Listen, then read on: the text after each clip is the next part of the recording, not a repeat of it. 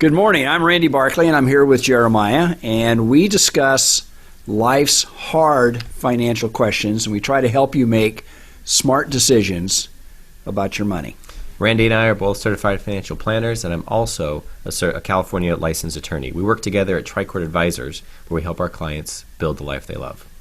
Today we're going to be talking about something that's probably foremost in a lot of the news, the talking heads on television, radio, everything else. Are we in a recession? Are we going to a recession? Is the recession going to be a hard landing? Is it going to be a soft landing? How's it going to affect you? How does it affect your investments? All these things are kind of up in the air questions right now, and everything is based upon, I don't know, all these factors and such right now. Right. So, well, I think it's good to even back up a little bit and say, what is a recession? What is a recession? What is a bear definition? market? And they're different, and Right. I think they're related, of course. And you hear about them a lot. So a bear market, that's talking just about the stock market. When from the top of the market down, it comes down 20%. They consider that bear market territory. And they take the S&P 500, so it takes the general marketplace. The S&P 500 is the broadest index because, by definition, S&P 500 means the 500 largest stocks that are traded on the New York Stock Exchange. So they say when that drops 20%, we've now officially crossed into a bear market. That's right. Now, there's certain stocks or there's certain categories that are off like 40% or more, depending upon what the holdings are. But the general market is just crossed over that 20% market. Yep. So what's a recession then? So recession is not related to the market. The recession is related to GDP, gross domestic product. It's all the stuff that our country creates, all the stuff that our country produces. When that output falls off, and it used to be 2 quarters of shrinking GDP. Right. Shrinking in the economic output, the amount of computers, the amount of tables and chairs and things that we produce. When that came down for 2 consecutive quarters, they called it a depression or Recession. The recession. Thank you. But what they've shifted that on is now they're basically saying when the economic indicators and the economic condition comes down, showing up in the GDP. So they just made it a little more fuzzy. But the idea is when our production, our output comes down, we're in a recession.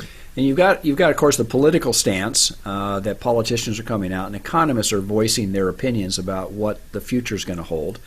And I always like Truman's comment. He said, what I want is a one-armed economist, because they always say on one hand is this, but then on another hand is this. And so Truman's comment was, just give me an answer so I get a clarity. But the bottom line is the economy is such a large thing, and it's got so many different parts to it, the dynamics to it. And I was reading a pretty in-depth analysis Larry Summers did over the weekend, and he talks about the definition between a soft landing versus a hard landing. And his key indicators are unemployment. So he says a hard landing would be that unemployment could rise up to as much as 10%, but you'd have a quick recovery.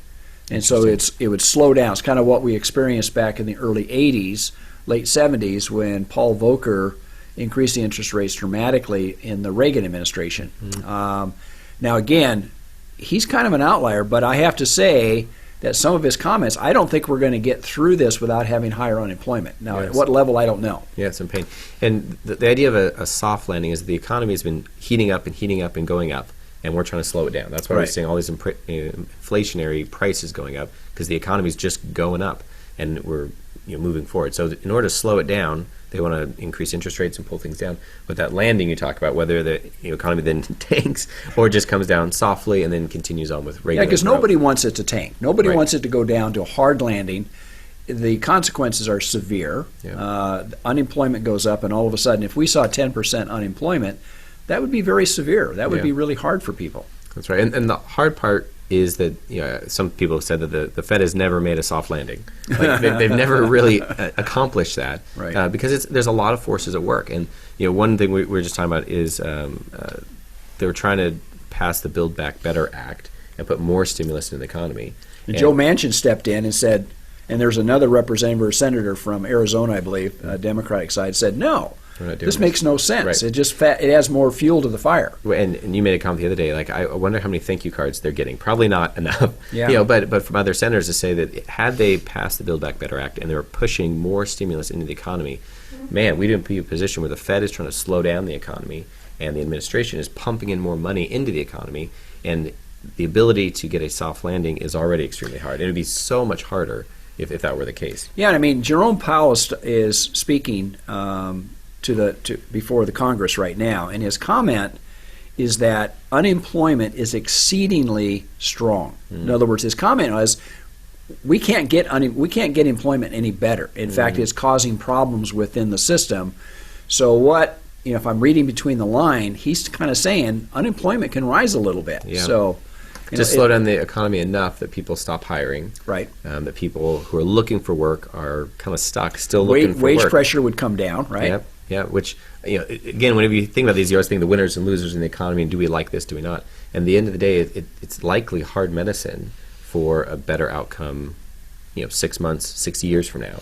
Yeah, I mean, you always have the tension between the labor and business owners. And labor is kind of taking advantage of their position right now. So you're starting to see unionization. You're starting to see some strikes because they're feeling like they've got the power, and they want to have a little better outcome long term for their constituents, their members, their union and such.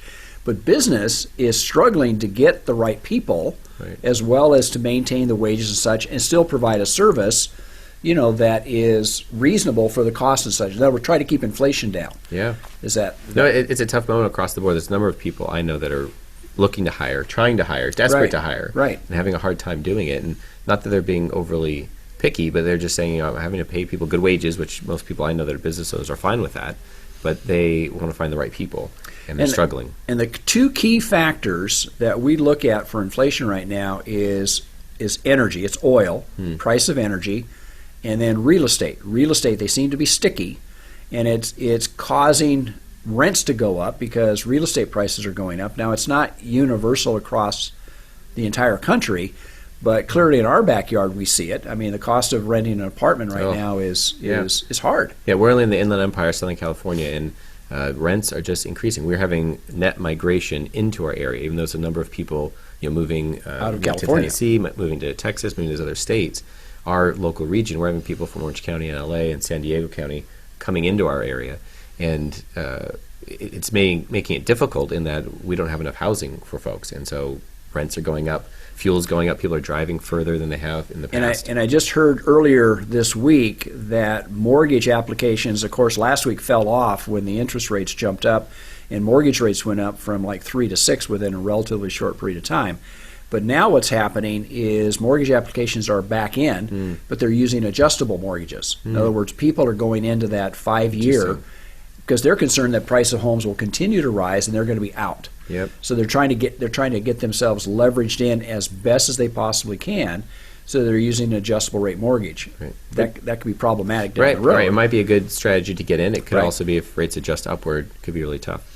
One of the other items about a recession I think is interesting to talk about is a recession is not just the economics and the numbers and the math and someone declares recession.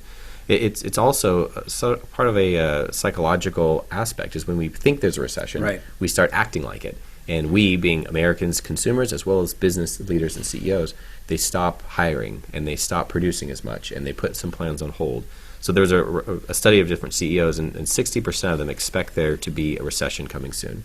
And of that, in their region, this is all over the world, so people all in different countries, and 50% feel like they're already in there. So together, you've got 75% of CEOs around the world feeling that either one is coming or one is already there. And at the moment, just getting a study doesn't mean much. But if they start acting like it, if they don't open new plants, if they slow down their productions, that will dramatically slow down the economy and send us towards a recession. And what causes a recession is consumers, because 70% of our economy is consumption. So if consumers just say, I'm going to hold off buying whatever that is, whatever that big ticket item in particular, say, okay, I'm not going to buy a car this year. I can keep my car for another year. All of a sudden, that creates a wave through the economy, and enough people do that because what they hear about is that you shouldn't be spending money right now. It's really costly. And people can feel that. I mean, if you think about what you might want to buy, that's a bigger ticket item. Do you feel great, let's do it, or do you feel maybe let's wait and see what happens? Cars is a great example. Prices of cars and used cars have gone way up in the midst of COVID and the other economic conditions we're in, the chip shortages, things of that nature. So with that, I mean, how many people are out buying a car, buying a new car, or buying a used car, or how many people are saying, well, we'll just hold off? And when the listeners as well as everyone out there all kind of collectively decide, hey, we're just going to hold off, that's when you start seeing things coming down. And from an investment standpoint, we made a shift in our portfolios going back to January. We looked back in December and January. We started shifting to more value-based rather than growth-based. Yeah. And clearly in this last quarter, the stocks that held up the best were large cap, dividend-based companies. And these are companies that can pass along inflation to their customers, like oil companies, for example, energy companies, but also certain manufacturers and distribution companies like, for example, Home Depot and grocery stores and things like that. Those companies, but also it's really important, you get paid a dividend. And having that dividend is really important for retirement accounts because it continues to come in. And people obviously use that for their part of their retirement. Yeah. But the question is, can they maintain withdrawal provisions? A lot of people are looking at, if I take out too much, I'm really taking out principal from my account, and can I do that, right? Yeah, right. And it's an analysis that I feel is very case by case. You really need to look into each person's accounts and their profiles. But rule of thumb, as a lot of people know, there's a 4% rule that they say usually if you have a 30-year retirement and you have an account, you can take out 4% of that account each year and live off of it, and that account will last you for 30 years, assuming you have some investment growth. And 4%, knowing that a lot of years the growth should outpace that, but it won't always. And a lot of articles we've read lately is that people are rethinking that to say, I guess in fact, the guy that came up with the 4% rule is rethinking it because he came up with it, decades ago. Yeah. And the idea being not just that 4% is the wrong number because you could pick another number, but it really depends on when you have, they call it the sequence of returns. If right when you retire, you have a couple of really good years, man, you might be able to take out 7% for the rest of your retirement. If you, right when you retire, you have some really tough lean years, your ability to take out 4% every year may be hindered. So we sit down with our clients and we reevaluate. First of all, budget analysis is, it's kind of the hardcore analysis of how people spend their money, and we review it and we go over it again to make sure that our numbers are correct. And I think it's really critically important that we reevaluate, because sometimes people don't need to take out a fixed dollar amount. Right. We can vary it down, and maybe through times when the market's down a little bit, you're not taking out the principal, you're just taking out the interest that it's earning. Right. And a lot of people who retire, they want to do house projects. That's a common item, to revamp their house a bit for either just that they can stay there while they age or just to have it kind of a refresh. And being strategic in that and saying, hey, we're having some good years, go ahead and do it these years, kind of the taking the money out when things are high, and so you preserve the rest for the future, versus if someone retires and all of a sudden the economy goes down, to say, okay, let's delay those a couple of years. There's a lot of flexibility that people don't always acknowledge how much that's going to impact their future. And when we kind of spell it out, say this is how this will impact your future, it becomes a real easy discussion. It is. It's an easy discussion. So anyway, there's a lot of information that we would like to be able to share with you on an individual basis, but listen, we have limited time in order to do this, and if you'd like to know more about what we do and how we structure our clients' portfolios for the future and as they move through life, give us a call. If you have a topic you'd like us to discuss on a future episode, you can leave it in the comments, and don't forget to subscribe for future episodes. Till next week, folks, may you grow in wisdom and knowledge. Thank you for listening.